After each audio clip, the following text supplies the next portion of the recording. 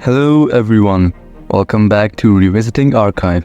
This is the 8th video in our series on Spanish history, and today we're diving into an episode that dramatically shifted the landscape of European politics, the War of Spanish Succession. A royal death, conflicting wills, alliances, treaties, and a battle over the Spanish throne that engulfed much of Europe. This war had it all. But to fully grasp its magnitude, we need to delve into the complex backdrop that set the stage for this continental crisis. Buckle up, we're going on a journey through time, packed with intrigue, diplomacy, and battlefield drama. Spain in the 17th century was in an almost perpetual state of conflict, which significantly contributed to its decline. The 30 years of war was a brutal and expensive engagement for Spain. The war resulted in not only military defeat, but also in financial ruin, exacerbating existing issues like a declining population and an over-reliance on imported goods. The cost of maintaining Tarico, the famed but high-maintenance Spanish infantry, along with other military expenses, drained the Spanish coffers. Additionally, Spain's colonial ambitions and the resultant conflicts in the New World further stretched the country's military and economic resources. The Franco-Spanish War between 1635 and 1659 saw Spain go head-to-head with the rising power of France. It was yet another costly endeavor that weakened Spain further.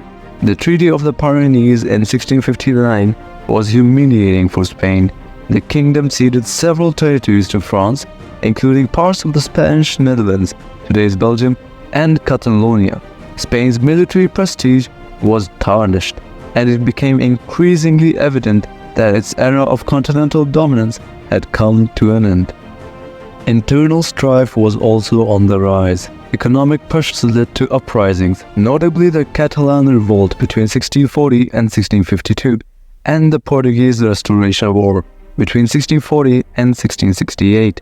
The loss of Portugal in particular was a significant blow as it took with it a lucrative colonial empire. Essentially, military expenditure, loss of territories, and internal unrest coalesced to pave the way for Spain's decline.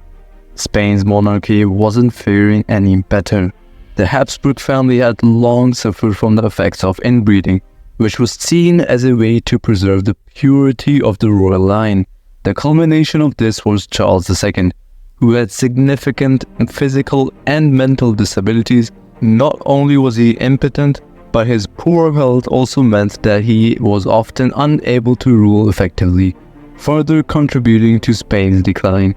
The lack of a direct heir from Charles II created a vacuum that became the focal point of European politics. Different factions within the Spanish court pushed various candidates as potential heirs, leading to internal conflicts. Advisors to Charles II were divided between those favoring a French Bourbon successor and those pushing for an Austrian Habsburg to maintain the dynasty. The absence of a secure line of succession for an empire as vast as Spain's was a ticking time bomb. Various European powers started to circle, each wanting to exert their influence over the Spanish throne. The French were particularly proactive, given their family ties to the Spanish Habsburg through the marriage of Louis XIV and Maria Theresa, Charles II's half-sister.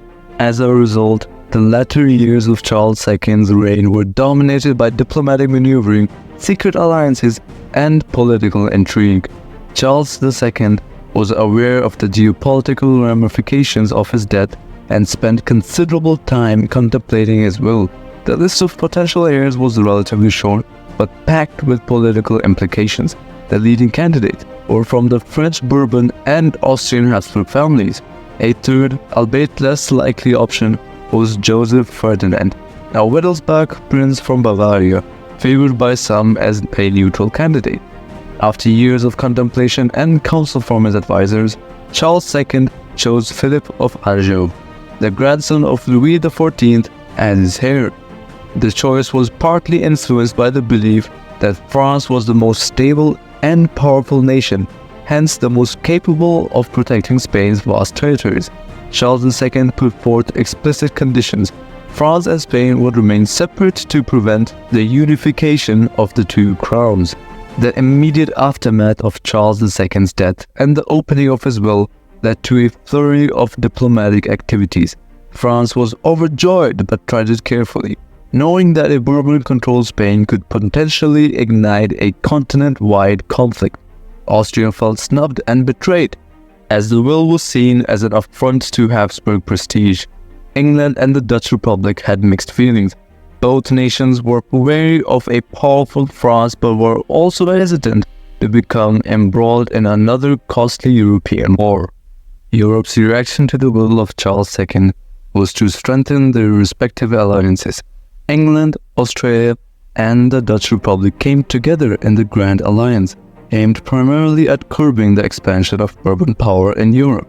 The alliance was formalized with the signing of several treaties, such as the Treaty of The Hague in 1701, which sought to distribute Spanish possessions to prevent French hegemony. Philip V's ascension to the Spanish throne in November 1700 made the situation untenable for the Grand Alliance. Despite initial attempts at a peaceful resolution, diplomatic talks broke down.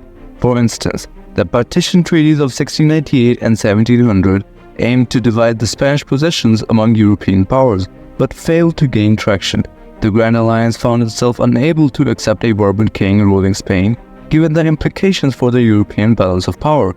Minor skirmishes soon escalated into open conflict. With failed diplomatic efforts and increasing military mobilization, the stage was set for the War of Spanish Succession. What had started as a royal succession crisis was now a continental flashpoint, pulling in multiple European powers into a conflict that would reshape Europe's political landscape for years to come. Thank you for tuning in to another episode of Revisiting Archive. The War of Spanish Succession and its aftermath have left an indelible mark on the pages of European history. As we've seen, the conflict wasn't just about who would sit on the Spanish throne. It was also a multifaceted power struggle that shaped the destinies of several European nations for generations to come. If you found this video enlightening, don't forget to hit the like button, share this video, and subscribe to Revisiting Archive for more comprehensive takes on history. In our next video, we'll explore the ripple effects of the Treaty of Utrecht as we navigate the intricate tapestry of 18th century European geopolitics. So stay tuned, and until then, keep revisiting the archives.